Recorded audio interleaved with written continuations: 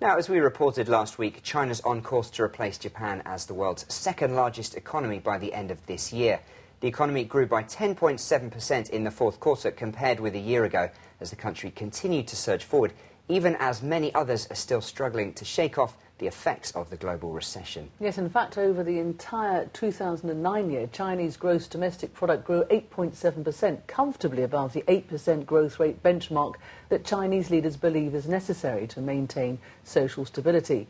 And the news that China is likely to become the second largest economy this year will be welcomed by the government. But how is this news being received by people here? Well, that's the topic in today's Straight from the Street. It's great. I've been to the U.S. and Germany, and I lived in Japan.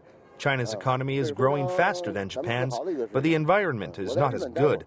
And the overall quality of life for Chinese people is still not high because there's a big gap between the rich and poor. As an ordinary person, I can't feel such great economic success reflected in my life because living costs are too high. Food and clothing are very expensive, and sometimes I can't afford them. I don't feel my living standards have increased. It shows that China is becoming an even greater country. The government has put in place policies to help us overcome the financial downturn. Now, many people have more savings, and life is good for us.